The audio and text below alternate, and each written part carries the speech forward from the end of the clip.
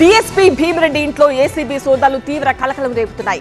భీమిరెడ్డితో పాటు ఆయన బినామీ ఇళ్లలో నిన్న సోదాలు చేసిన ఏసీబీ అధికారులు సుమారు 200 కోట్ల అక్రమాస్తులుంటాయని అంచనా వేశారు.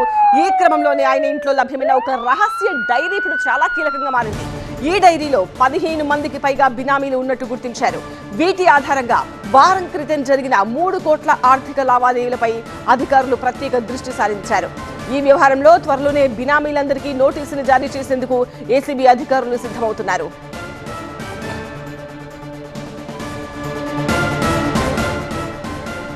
అలాగే భీమిరెడ్డికి చెందిన పలు బ్యాంకు లాకర్లను కోర్టు అనుమతితో తెరిచి పరిశీలించేందుకు అధికారులు ఏర్పాట్లు చేస్తున్నారు. గతంలో ల్యాండ్ సెటిల్మెంట్ల విషయంలో కొంతమందితో పరిచయాలు ఉన్నట్టు పోలీసు వర్గాలు చెబుతుండటంతో ఆ కోణంలో ఏసీబీ అధికారులు దృష్టి సారించే అవకాశం ఉంది.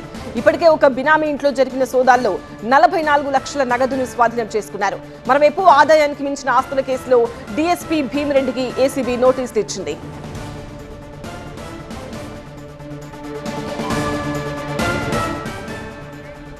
మరింత సమాచారం మా ప్రిన్సిపల్ కరెస్పాండెంట్ జ్యోతి వివరిస్తారు.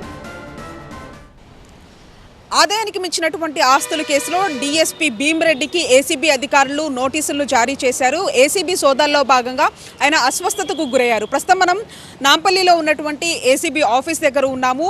ఆదాయానికి మించినటువంటి ఆస్తుల కేసులో డీఎస్పీ భీమిరెడ్డి దాదాపు బహిరంగ మార్కెట్లో 200 కోట్లకు పైగా సంపాదించినట్లు ఒకవైపు ఏసీబీ గుర్తించడం జరిగింది.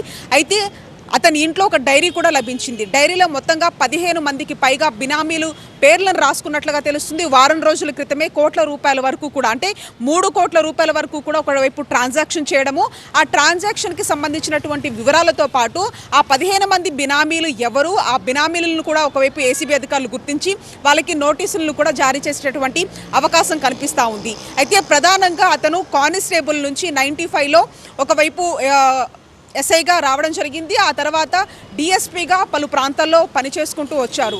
అయితే ల్యాండ్ సెటిల్మెంట్ అంశానికి సంబంధించి కూడా కొంతమంది వ్యక్తులతో భీమిరెడ్డికి పరిచయాలు ఉండడము, ఆ సమయంలో కూడా పెద్ద మొత్తంలో కూడా అతను ఆస్తులను కూడబెట్టుకోవడము, ఆయా ప్రాంతాల్లో కూడా దాదాపు కర్ణాటక లాంటి ప్రాంతాల్లో 40కి పైగా ఎకరాలను అతను ఆస్తులను కూడబెట్టుకున్నారు. అంతేకాకుండా ఇంట్లో 2 కిలోల వరకు బంగారం ఉంది, 20 కిలోలకి పైగా వెండిని కూడా స్వాధీనం చేసుకోవడం జరిగింది. ఓవరాల్గా భీమిరెడ్డికి సంబంధించినటువంటి ఆస్తుల చిట్టా మాత్రం విపరీతంగా ఉన్నటువంటి క్రమంలో కూడా ఈ యొక్క సోదాలు చేశారు. ఆ సోదాల్లో భాగంగానే అతను అస్వస్థతకు గురయ్యారు కాబట్టి ప్రజెంట్ అతనికి నోటీసులు అయితే ఇచ్చారు. ఆ తర్వాత ఇంకా ఇన్వెస్టిగేషన్ ప్రాసెస్ జరగాల్సినటువంటి అంశంగా చెప్పుకోవచ్చు. ఎందుకంటే అతనికి సంబంధించినటువంటి బ్యాంకు లాకర్లను కూడా ఓపెన్ చేయాలి.